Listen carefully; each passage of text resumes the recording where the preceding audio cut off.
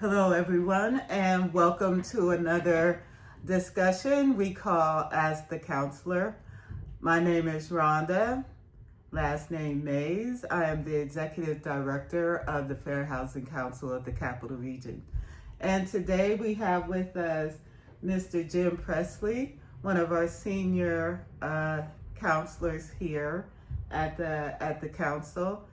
Jim has been with us for several decades now and has worked with us on almost all of our programs. So he's a wealth of knowledge here at the council, and if you call us, you may be fortunate enough to have a conversation with Mr. Pressley. So welcome and thank you for joining us today. Glad to be here. Sure. And so today the topic of our discussion is going to be rent to own. At the council, we have home buyer education, and we are big proponents of, just going into the market and purchasing your home just like anyone else would. But it really is, it's up to the individuals and the individual household which method is, appropriate for you. So sometimes we do, get people that come in and request information about rent to own and how it works. And sometimes people get into, some difficult circumstances where they ask us for advice and suggestions about how to resolve some of the issues that they find themselves in when they are attempting to purchase their home through the rent-to-own option. So we want to have that discussion about some of the issues and how best to go about being a successful homeowner through this particular process of rent-to-own. So the first question that I have for you, Jim, is what exactly would you say is the definition of rent to own? So when a tenant enters into a lease contract with the option to purchase the home, and they have to have an understanding of what they're going to be paying, because sometimes it's a matter of the rent payments applied towards the purchase price. Sometimes it's just a portion of the rent payment is applied to the purchase price. But the tenant that gets into one of these situations should always get someone to review the documents with them so that they know what they're getting into. Because one of the biggest mistakes a lot of tenants and prospective homeowners get into is there's a down payment that they make. In most cases, it's non-refundable. And so they end up putting down a large amount so they don't have a large amount to get a mortgage for, but they don't realize that it's non-refundable. And if they don't get a mortgage by the terms specified in the lease agreement, with the option to purchase, they could end up losing that money. And a lot of tenants have rented a place or leased a property, and only to find out they had 2 years to get a mortgage. At the end of the 2 years, they found out that they lost that money, and they had to try to purchase the property outright, or they could continue to lease, but they wouldn't have the option to purchase. So that's a really important point. So in the agreement, in the lease, really, with the option to purchase that home, a lot of times there's a finite time period where the tenant would need to go to a lender and receive a mortgage. If they can't go beyond that period. In your example was 2 years. So if they did not obtain a mortgage within that 2 years, then whatever they put down or whatever portion of their rent they were putting towards the option to buy, they would lose that. Right. And just it would revert to a regular tenancy. In many cases, they would be evicted, or the lease would not be renewed. Oh. So one of the things I talked to a number of people who got into that situation was look at it as purchasing a home and go through all the processes you would if you were buying a home outright. And that is, you need to do the things that are necessary. You need to get an appraisal to make sure you're paying the right amount for the home. You need to get a home inspection to make sure the home is up to codes and everything you're going to be buying is the way it should be. Otherwise, you could be putting a lot of repairs into a home that you may never own. And you're doing the seller a great deal of relief by fixing up their property, and they let it go on until they find out you don't have a mortgage at the end of the term, and then they thank you for your time and your efforts and what you did to the house. You can't be reimbursed for. Right, and we see, that kind of issue is normally what we would see come up. Someone says, I put all of this time and effort and money into this home, and now the landlord is telling me that I have to move, that they're not renewing my lease and that I'm not going to be able to purchase the home. And we find that a lot with the low to very low income population, where they don't feel as though they can go the traditional route of purchasing a home, and they kind of get involved in these rent-to-own situations. And you find a lot of people who don't understand what buying a home is all about. Right. And they don't bother to go through all the things that they need to do. Like, most people won't get pre-approved for a mortgage, which means they don't know if they can afford to buy the home. And so when they get ready to get into agreement like that, they should be careful, because first of all, it should be a lease agreement, and it should be with the option to purchase.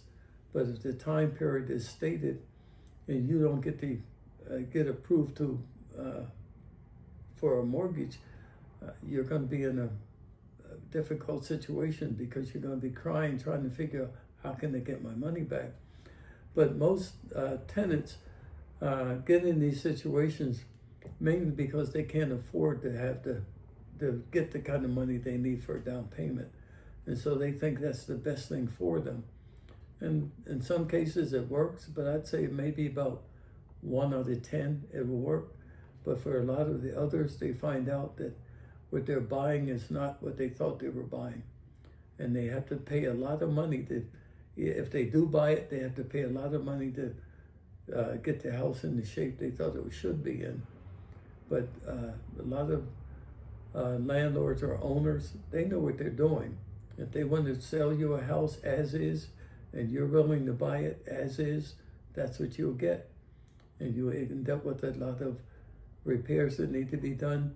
In some cases, you may find out that the house may be uninhabitable after a period of time, because there's some things you didn't know. Like the foundation may be no good. The roof has to be replaced. There's a lot of different things that you have to run into. And it's not always low-income people that get into these situations. Some people are able to pay what they're asking for, but they don't take the right steps in order to get pre-approved to purchase a home. Mm-hmm. And by not doing it, they end up giving out a lot of money, and they find out later that it's non-refundable, and they want to know what can somebody do to help them get their money back. You signed an agreement and you're stuck with it. It's a legal binding contract, and therefore you don't end up getting what you're looking for. Most people don't look at it and see if they're buying a home or if they have a sales agreement at the end of the 2 years or whatever the time period is. And then they find out that that sales agreement had a limit on it, And if you don't have what the agreement calls for, then that gives the owner a chance to come back and take possession of the property. Okay. So those kinds of issues are the bulk of what you see. In other words, people not getting the mortgage within that certain finite period of time. So at the bottom line, though, as I think you were saying, is that you are a renter, and it is not your home until you purchase the home. Right. So, but you're also saying that if you do want to purchase the home, then to go through the process as if you are, get an appraisal and an inspection, and know what you're getting into before you get into that agreement with that particular landlord, so that you know, what is it worth now? How much money am I going to have to put into it, if any at all, to fix it up and make it a stable, at least stable. I would think, though, that particularly with something like a roof, if it needs a new roof, you probably wouldn't want to buy that or rent that home to begin with, right? If the roof is bad, then a lot of other things are probably bad because of water infiltration and things like that. So, but the foundation may be something that you wouldn't know about unless you had a thorough inspection. I think the main thing you're saying is do your due diligence if you think that this is a property that you may want to purchase and live in over the long term. Yes, most people want to get into something like that because they like what they see and don't really know what's going on within the structure. But a lot of times, if people would just do the things that they should do, like, first of all, I would recommend that they either see a realtor and find out what the house is worth, and then find an agency such as ours where we could review the paperwork before they sign it. Because once you sign it, now you're bound by it, and then once you do the things that's coming up in the future, like if you got major repairs that are going to be needed while you're renting it, you need to know whether or not you can get out of that arrangement without losing your money. But the bottom line is there's so many times people just look at it and everything looks great and they're ready to move in and figure, okay, I don't mind paying rent because the money I'm paying is going towards the purchase price. And then you find out at the end of that time period that there's still a lot of work that needs to be done, and you want to know, well, are you going to make these repairs or not? And the owner says, no, you were buying it as is, in the condition it was in when you rented it. So anything that's gone wrong, it may be up to you to make the repairs. And in some cases, I have found in some lease agreements where they did have the option to purchase, that they had it structured so that the tenant was responsible for all repairs that were needed. And it sounds okay on your part if you're buying it, so you know what's going on. But if you're a tenant and you're leasing it, and you find out later that you really are not buying the home because they can take it back, you've wasted a lot of money putting in repairing somebody else's property. Mm-hmm. But the biggest thing is know what you're getting into, know what it's costing you, so that at the end of the whole arrangement, you can feel good about it and know that what you're buying is what you thought you were going to get. Because too many people have got into rent-to-own situations only to find out that the house needed a great deal of work and they couldn't afford to fix it up themselves, and the landlord was not willing to make any repairs either. Mm-hmm. So you have situations where the landlord says, well, you were buying it as is, so it's up to you if you want to fix it. Mm-hmm. Or if not, but you're buying what you signed for. Right. So before you put any major amount of money into a property, you should be pretty certain that, within a limited period of time, you will be able to make that purchase. Right. And not only that, you might want to do your homework and find out the history of the property you're buying. You might want to check with the local codes officers and find out if the house had been condemned at one time or another, so that you know that what they did was only patch it up to get it up to codes, but now you're going to deal with it if it deteriorates even further, because now you got major work that needs to be done. And there have been a number of people that put a lot of money into it, fixing the foundation, fixing the structure, the walls and whatnot, only to find out later that that was just money out of your pocket. It wasn't necessarily something that was going to be an investment in the future, which you thought it was. But if you don't know what you're signing, you're going to be stuck with a lot of money spent, and find out that you end up fixing up somebody else's property that you're going to lose. Mm-hmm. So the biggest thing is find out what is it that you're buying, and are you willing to pay that kind of money for it? Can you afford to pay it?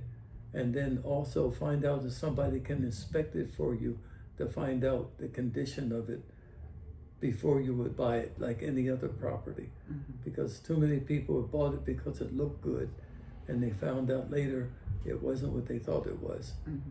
And so they end up either paying a lot of money, and some people say, well, I'm only investing in my new home that I'm going to own, and find out that you were investing in a home that you may never own.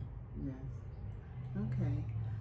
Well, that's really good advice, and really important for anyone that's considering this methodology for home ownership. Take to heart and definitely listen to. Now, before we started filming, Jim and I had an interesting conversation about an incident with a rent-to-own. You probably had quite a few over the years, but one in particular that he was describing to me, and I said, hey, let's talk about that during the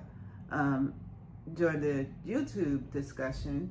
And so would you like to share that with our audience? Yes. I would say the best thing to do is look at a situation like this as if you were buying a home, but understand, if you go through a realtor to purchase that home that's representing the seller, you need to have a realtor of your own to look out for your best interests. And they're the ones who can look at everything and see what you're getting into, because too many people have found out that when they got into that rent-to-own situation, they didn't really own it. And there have been several instances I've come across over the years where people have thought they were buying a home, they got a mortgage, they were paying on it, and they had to get into the mortgage about 20 some years, and they want to find out what the balance of the mortgage is, only to find out that the mortgage is still the same amount that they were purchasing it for, because they didn't do their homework and they didn't find out that the owners still owned the property, because until you paid it up to the amount that was supposed to be purchased for, the original owner still had the title or the deed to the property. And what happened was the owners borrowed money against the home, left the state, and nobody was telling you that they had the right, they had the deed to the property and the title, so therefore they were able to borrow money against it and move away, and they never paid it back. So that deed is still out there, that mortgage is unfulfilled. And what happens, they pay 25, 30 years, 20 some years for the house and think the mortgage is almost paid for. to find out they have this outstanding balance that has to be paid. And some cases they didn't realize that they may have only been paying interest-only payments. And that doesn't help because you didn't get somebody to help you with the situation. But a good lender will help you work through the whole process and make sure you're getting what you're supposed to get. A good realtor that's working for you will look out for your best interests and make sure you're getting what you should be getting. But when you get somebody that's selling you something that you don't own, when you sign on the dotted line, you're only getting into an agreement to purchase the property, and 28 years later you find out you don't own the property until you satisfy that outstanding debt of an additional amount that you thought the house would be yours for. Now you got to pay the mortgage all over again. I don't understand how that could happen though. Was it that they were just paying the landlord and they didn't receive a mortgage? They weren't paying to a bank? I mean, how can something like that happen? It was kind of hard to figure out for me even, and talking to a number of people to find out how could it be possible for somebody to borrow money against a property that somebody else is purchasing. But what happened was the people borrowed the money before everything was settled. And the bottom line is when they agreed to sell it for X amount of dollars, then that's what they got a mortgage for. And they thought they were buying it. But somewhere along the line, I don't know if it was a title search was not done, but they found out that the people that originally owned the home borrowed money against the home, and whoever lent them the money was only lending them the money with the house as collateral. Mm-hmm. And when they reneged on it, then they put a lien against the property. And then when the person thought that they were ready to satisfy their mortgage and pay it off, then they found that there's a lien against them for this amount of money that was almost the amount of money they paid. They thought they were buying the house for. Wow. So that's pretty much a nightmare scenario. And how did that ever get resolved for those? It got resolved. It took about, I would say, close to almost 10 years to resolve the issue. Mm-hmm. But between myself and another counselor that was here, he worked with them to get everything straightened out so that they could get out of that debt that there was, that second mortgage that was on the property. Mm-hmm. And they were able to walk away knowing that they had to pay something, but nowhere near the second mortgage again. Right. So they had to pay a small amount, but it was a lot better than paying another mortgage on the home. That's pretty incredible, and that's the kind of work that the counselors at the Fair Housing Council have done and continue to do. So I've seen some of that kind of work that was done here over the years, and it's pretty intense. It really is, and it takes a lot of focus and a lot of training to be able to help someone through that kind of what could really have been a catastrophe for them, and that's one of the reasons why we're here. Right? Yeah, and it could be very helpful to know what you're doing, because you could end up not being able to purchase a home in the future. Right. Because you have this outstanding debt that's been building up against you all these years. And the next thing you know, you find out that nobody wants to take a risk until you can satisfy that outstanding lien that's on the property. Yeah. Yeah. So, but one of the important things that we always say at the council is the earlier you get involved with us and come to us so that we can look at your paperwork, go through it with you, and, point out, issues that one of the counselors may observe, and have that back and forth, that one-to-one, because we really are a third party, right?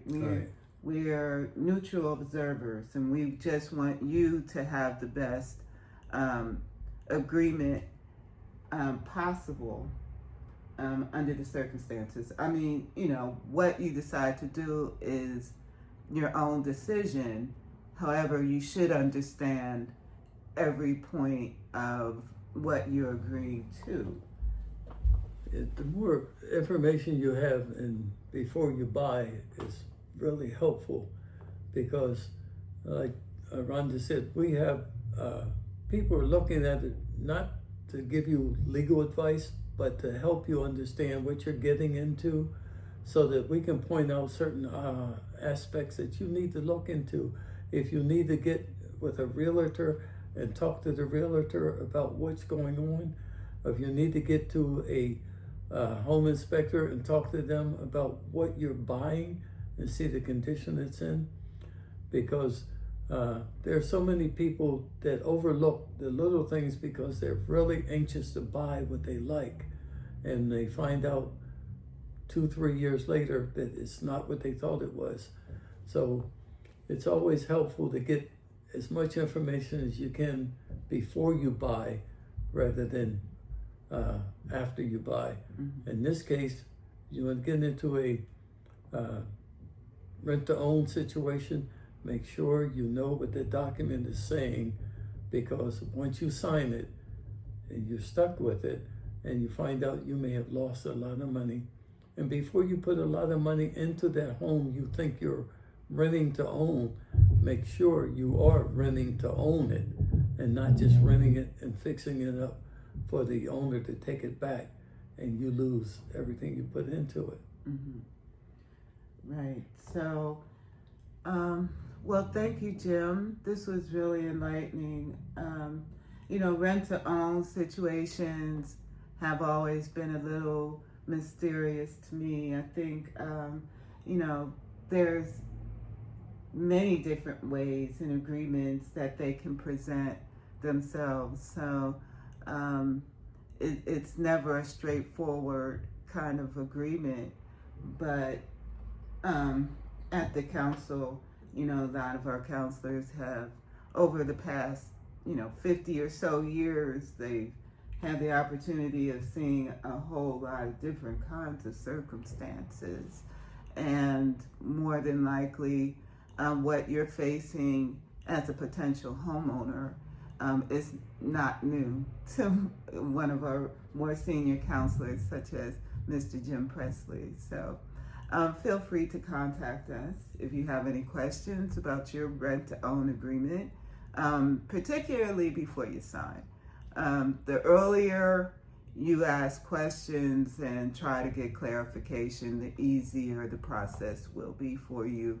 And, definitely lessen the likelihood of things not going the way that you had anticipated and having put a whole lot of money into a property that you may never own. So give us a call, and if you have any questions about your particular circumstance, feel free to make an appointment and come in and speak with one of us. So anything else you'd like to add? One statement: there are no shortcuts to home ownership. Yes. Do it right, get all your information together, make sure you know what you're doing, because it will pay off in the long run to be able to know that you did everything you were supposed to do, and you don't get stuck by signing for something that's going to cost you a lot more in the long run. Yes, absolutely. Here at the council, we believe that education is, your best bet to be a successful homeowner. And not just a successful homeowner, but also a successful renter. A lot of people don't know what's in their lease, just a straight rental, rentals. So let alone something as complicated and involved as a rent-to-own, which puts a whole different layer and spin on the whole, housing stability issue and ownership. So definitely reach out to the council if you have any questions, and thank you for tuning in. to ask the counselor. And another couple of weeks, we'll see you again with another topic that we quite often see here at the Fair Housing Council. All right, take care, everyone. Bye-bye.